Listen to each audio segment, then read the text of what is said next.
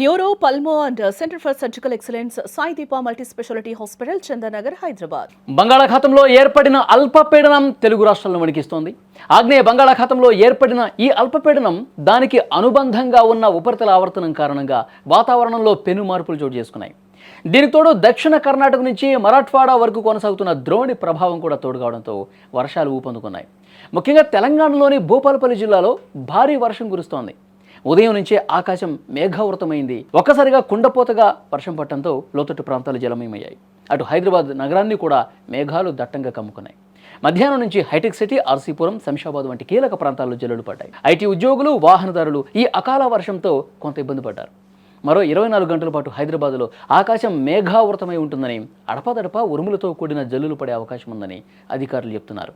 అయితే ఇప్పుడు ఈ భారీ వర్షాలు అకాల సమయంలో వస్తున్నటువంటి క్రమంలో కొంతమంది ఇబ్బంది కూడా పడతా ఉన్నారు.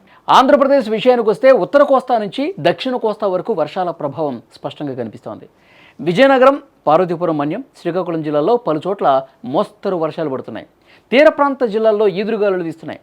విశాఖ వాతావరణ కేంద్రం ఇచ్చిన తాజా సమాచారం, రానున్న 2 రోజుల పాటు ఏపీలో తేలికపాటు నుంచి మోస్తరు వర్షాలు లేదా ఉరుములతో కూడిన జల్లులు కురిసే అవకాశం ఉంది. ముఖ్యంగా దక్షిణ కోస్తాలో కూడా దీని ప్రభావం ఉంటుందని అంచనా వేస్తున్నారు. ఈ అకాల వర్షాలు సాగు చేస్తున్న పంటలకు నష్టం కలిగించే ప్రమాదం ఉందని, కళ్ళాల్లో ఉన్న ధాన్యం తడవకుండా రైతులు తగిన జాగ్రత్తలు తీసుకోవాలని నిపుణులు సూచిస్తున్నారు. పిడుగులు పడే అవకాశం ఉన్నందున వర్షం పడే సమయంలో బహిరంగ ప్రదేశాల్లో ఉండొద్దని హెచ్చరిస్తా ఉన్నారు.